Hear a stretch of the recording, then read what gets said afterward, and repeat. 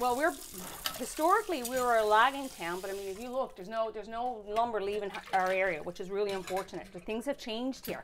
I mean, I'm not from here. I came here 20 years ago. You know, raised a family, still in the process of raising family. But I mean, the days of industry here looks very different than when I first came here 20 years ago. There was trucks moving, there was money being spent, there was lots of kids walking up the road. But right now, I mean, we're a struggling town. And now with everything that happened like outside of here, I mean, in Alberta and so on, I mean, that hit these small towns as well. So in terms of industry right now, I mean, we're making do. People are very resilient and hardworking, but we don't have no primary economic development as such.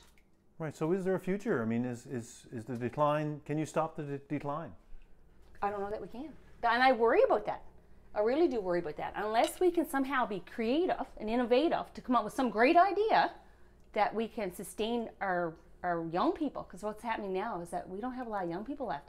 Even something so simple as like keeping the takeout open, the restaurant open, or keeping the gas station going. Like, there's not a lot of young people to keep those services going. There's lots of seniors, but there's not enough young people.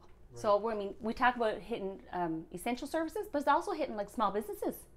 So hopefully we'll get gold, oil, something that, well, I don't even know if oil is the right word to say these days, that will keep us going. But I mean, you'll often hear on TV, they'll say, or, you know, in meetings, they'll say, tourism's the way. You know, you want to diversify your economy, tourism. But for us, that's been a real struggle because we are off the beaten path. I mean, you go up so far up the peninsula, and then you got to what we call crossover or come across country. And a lot of people don't want to come across country because the roads ain't great. So, I mean, while we're trying to attract tourists, we don't have the infrastructure to get them here. So I'm not quite sure what the future looks like. I really do worry about that. I worry about that for the people that are here now. You know, for the people that are aging and seniors who this is all they've ever known. But I also worry about for our young people, and I know like my kids, I mean, they believe that living here, that they are growing up in paradise. This is a little boy's paradise, right? Like they fish in the brook just up the road. They snare rabbits, you know, just behind a municipal building. Like, this is their land. This is their home. They know where to go to get what they need. Like, I mean, small towns, they go to school on dirt bikes in summer, or in the spring and in the fall, and then in the winter they go to school under skidoos.